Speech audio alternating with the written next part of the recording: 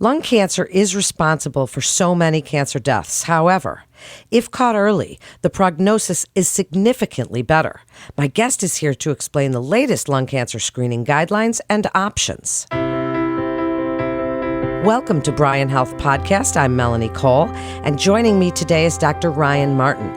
He's a pulmonologist with Nebraska Pulmonary Specialties, and he currently serves as the Pulmonary Division Chair for Bryan Medical Center. Dr. Martin, it's a pleasure to have you with us as we get into this topic. It's such an important topic. Tell us more about lung cancer in Nebraska today. What's the prevalence? Are people getting the message? And then kind of segue into the trends that you're seeing around the country. Absolutely. Thank you for having me. So when we look at lung cancer as a whole, it's been a very interesting trend in the last couple of years. And in fact, recently in Nebraska, we actually had a epidemiology study that came out that told us what we were seeing in terms of our mortalities.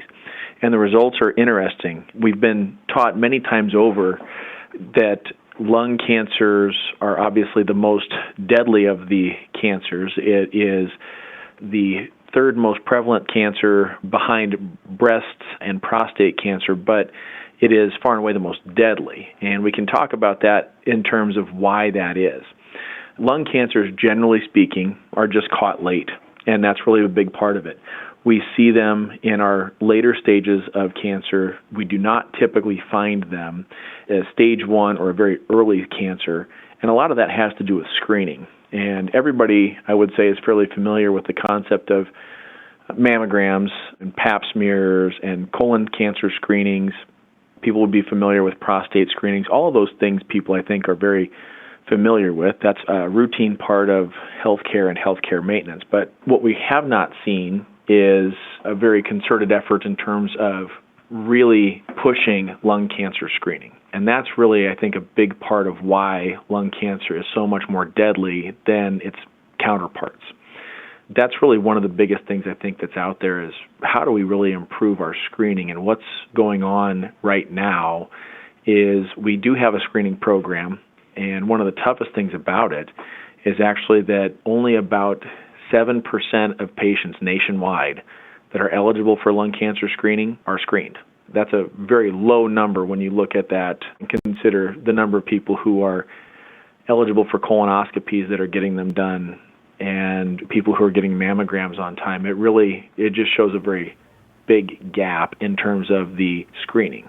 Why do you think that is? I mean, if people are willing to get their colonoscopies and women, we go for our mammograms, do you think that maybe there's a stigma that people think if they go for that low-dose CT screening, which we will talk about, that says something about them or their behaviors? Why do you think that is? Absolutely. I think some of it is a stigma. And one of the things that's probably the most interesting in this is just almost anecdotally, but I think a lot of people just don't really want to know. And that's a part of it is people who are longtime smokers. I think there's some of that there's a stigma associated with it, and they just feel like if they don't know about it, it won't hurt them. And that is exactly the opposite approach. We need to be screening people sooner to catch diagnosis at an earlier stage where it improves our opportunities for cure. Dr. Martin, we've all known for a long time that lung cancer and that smoking really go hand in hand, big high risk factor. Are there other risk factors? Is lung cancer considered like pancreatic or certain breast cancers? Is this considered genetic? Some people that have never smoked get lung cancer, and we can't really screen them for no reason, as we're going to talk about. These screening guidelines are very specific. What are some of the risk factors that you can point to other than smoking?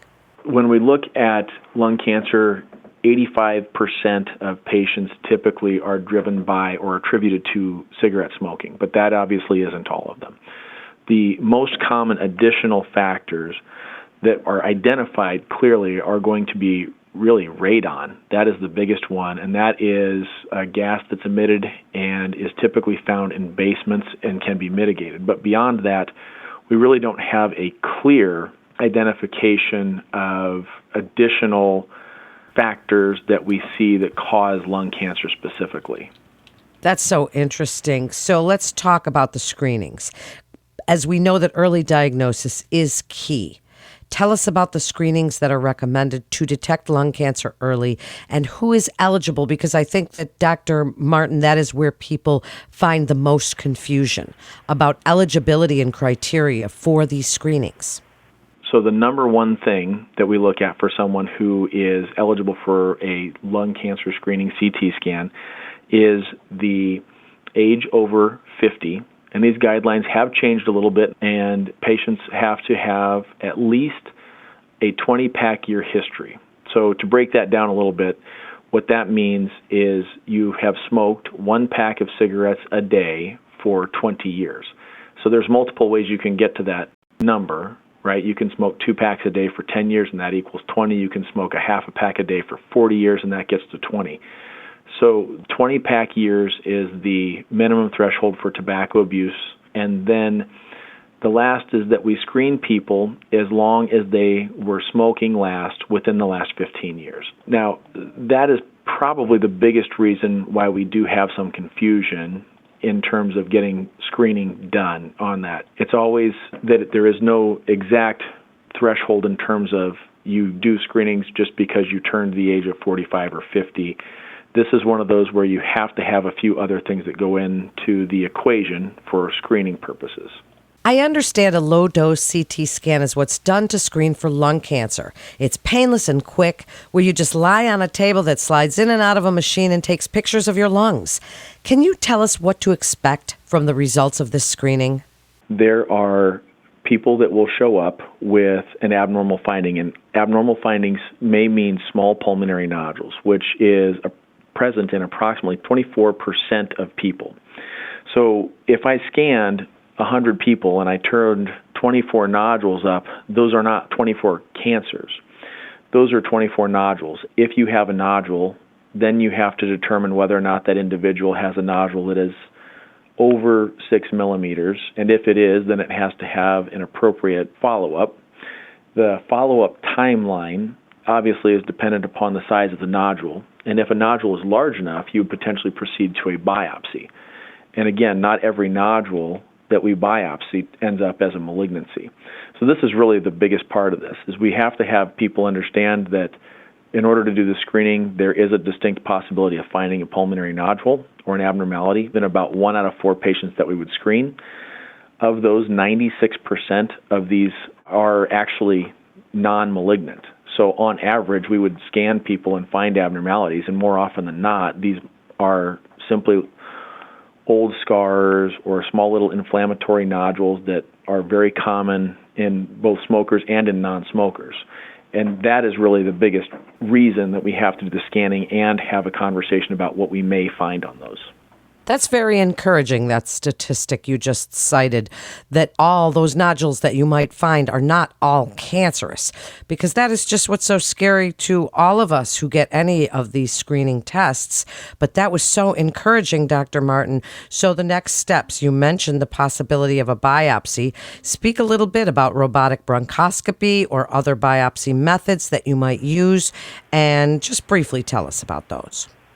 Absolutely. So there has been an evolution in our diagnostic capabilities that really has been able to limit and mitigate our risks for complications. And it's a robotic bronchoscope.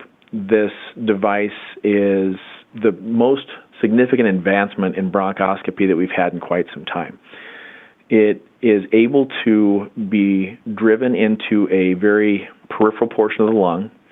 So it would be done under general anesthesia, which means that you're asleep for the procedure. We use patients' airways as essentially the streets, so to speak, and it's essentially like using a map to find the airway and drive out to the peripheral pulmonary nodule. Once you get to the peripheral nodule, we're actually able to dock this robot or dock this scope where it will stay where I put it. And at that point, we are able to begin the process of sampling the nodule. And typically sampling, what that means is a needle poke directly into the lesion, to use a little forceps or a pincher to take a larger chunk of tissue, which really the big thing there is to give more tissue to the pathologist so they're able to make an accurate diagnosis. Oftentimes when we do this, the pathologists are right there working hand in hand with us in the room. So as we are doing the case, and a lot of times we are getting, if not a diagnosis, at least confirmation that the tissue that we are obtaining is exactly what they need to see. Once this portion of the procedure is completed, this is where I think the world gets more interesting. We can do biopsies on people's lungs. We could do potentially both sides at the same time. We can do one lung and then move along and get a nodule on the other side, which really has not been a possibility to do on the same day at the same procedure previously. Additionally, we're able to complete the sampling of a nodule peripherally, and if it is abnormal, we then can use a different type of scope at the same procedure at the same time to do sampling of any of the lymph nodes that may or may not be involved within the chest as well. This is of tremendous benefit because in a single anesthetic attempt, we are able to do not just potentially diagnosis, we are able to get potentially diagnosis of more than one lesion at a time and do what's called pathologic staging. Wow. That is so comprehensive and so fascinating. Dr. Martin, before we wrap up, tell us a little bit about what else you would recommend to the public about lung cancer prevention, screening, smoking cessation, lifestyle, anything that you would like to summarize. So I would start with number one. I think the biggest thing is if you're a smoker, the first thing to do is to put them down. And we all know that that's very hard. And if there's difficulty with it, this is where you really need to seek out help. And there are multiple locations that you can do that, whether it be through your primary care physician or Quit Nebraska, which helps with tobacco cessation. Anything that needs to be done to quit smoking is obviously the first step in a lot of instances, and that's a big step. Beyond that, I think the big thing there is to also just understand that screening is not meant to be scary. It's actually meant to prevent the more advanced stage malignancies. The one thing that we are acutely aware of, and this is some information that I also think is not very well disseminated, but lung cancers really have a pretty good 5-year survival rate. It's very dependent on if you catch it early. We really need to be able to move the needle on catching these cases long before they end up with somebody who comes in coughing up blood or having unintentional weight loss or a chronic cough that they've just had for several months. We really need to be moving that forward. Those would be some things that I would tell you are hands down what we need to be looking at. Great information, so informative. Dr. Martin, thank you so much for joining us today and sharing your expertise about lung cancer recommended screening and the options to get a diagnosis faster and then treatment if cancer is found. To learn more about lung cancer and screening scans, please visit bryanhealth.org/lung cancer. And I'd like to thank our Bryan Foundation partners, Inpatient Physician Associates and Sampson Construction, for making this podcast possible. That concludes this episode of Bryan Health Podcast. Please always remember to subscribe, rate, and review this podcast and all the other fascinating Bryan Health podcasts. Until next time, I'm Melanie Cole.